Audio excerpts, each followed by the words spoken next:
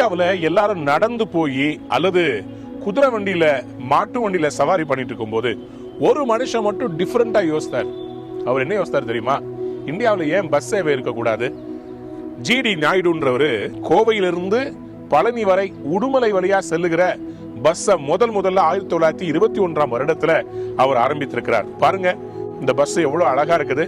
இன்றைக்கும் அது காட்சி பொருளாக வைத்திருக்கிறார்கள். இதனுடைய என்ஜின் கேஸ்னால இயங்குகிற என்ஜின். செவரோலே என்ற கம்பெனியில இருந்து இதை வாங்கி கொண்டு வந்து முதலில் 32 பேர் உட்கார்ந்து பயணம் செய்யக்கூடிய பஸ்ஸை அவர் ஏற்படுத்தினார். அப்பொழுது அவினாசியிலிருந்து புறப்பட்டு இந்த பஸ் செல்லும். இந்த பஸ் ரொம்ப ஃபேமஸ் ஆகி எல்லாரும் இந்த பஸ்ல பயணிக்க ஆரம்பிச்ச உடனேயே அவர் கிட்டத்தட்ட 600 பஸ்ஸுகளை வாங்கி பல இடங்களுக்கு பல்லடம்ன்ற பஸ் ஸ்டாப்ல இருந்து அவர் விட்டிருக்கிறார். அப்போ இந்தியாவிலேயே மிகப்பெரிய பேருந்து நிலையமாக பல்லடம் பேருந்து நிலையம் இருந்திருக்கிறது. அங்கிருந்து பல ஊர்களுக்கு சென்றிருக்கிறார்கள்.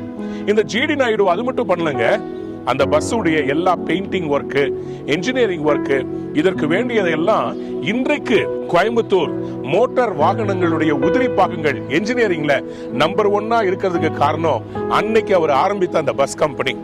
அதனால அந்த மோட்டார், என்ஜின் இதெல்லாம் செய்யறதெல்லாம் கோயம்புத்தூர்ல ரொம்ப பிரபலமாச்சுங்க.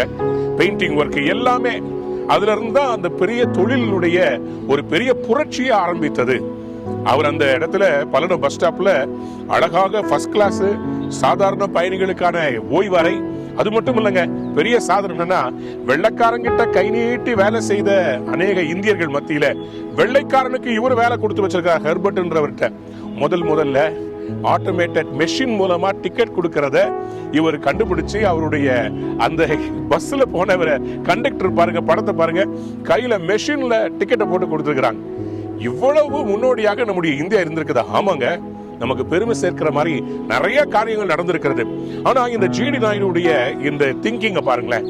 எல்லாரும் மாட்டு வண்டியில போகும்போது ஏன் நம்ம அயல் நாட்டுல இருக்கிற மாதிரி பஸ் நம்ம ஊர்ல இல்லைன்னு இந்த பஸ்ஸை நம்ம ஊருக்கு கொண்டு வந்தார். அதே மாதிரிதான் இன்னைக்கு கடவுள் உங்களுக்கும் சில ஞானத்தை கொடுத்திருக்கிறார். நீங்களும் விசுவாசித்தீங்கன்னா தேவ மகிமையை காண்பீர்கள். நீங்களும் இன்னைக்கு நம்பினீங்கன்னா உங்களையும் கடவுள் வித்தியாசமா விசேஷமா மாத்த போறார். உங்களையும் ஒரு பெரிய தொழில் அதிபரா மாற்ற முடியும். நீங்கள் கடவுளிடத்துல கேட்டு பாருங்க, என்னை கொண்டு என்ன செய்ய சித்தமா இருக்கிறேன்? ஒரு யோசேப்பை வைத்து ஆண்டவர் ஒரு எகிப்துன்ற பெரிய தேசத்தையே நிர்வகித்தார். ஒரு தானியேலை வைத்து ஆண்டவர் பெர்சியா ராஜ்யத்தையே அவர்களுக்கு ஞானம் கொடுக்கும்படி வைத்தார். இன்னைக்கு உங்களையும் ஆண்டவர் எழுப்பி அரசியல் தலைவர்களுக்கும் பெரிய பிசினஸ் ஓனர்ஸ்க்கும் ஞானத்தை கொடுக்கிற, புதிய ஐடியாஸை கொடுக்கிற ஒரு காரியத்தை கடவுள் செய்ய போகிறார். இதோ சிங்காசனத்தின் மேல் வீற்றிருக்கிறவர் சொல்கிறார், நான் புதிய காரியத்தை நான் துவங்க போகிறேன், அது இப்பொழுதே தோன்றும். இயேசுவின் நாமத்தில் சொல்லுகிறேன், இன்றைக்கு உங்க வாழ்க்கையில ஒரு புதிய காரியம் ஆரம்பமாக போகிறது. ஆரம்பமாகுங்கள். God is going to start a new thing. It's going to be successful. You are going to be successful. God bless you. Have a wonderful day. Amen.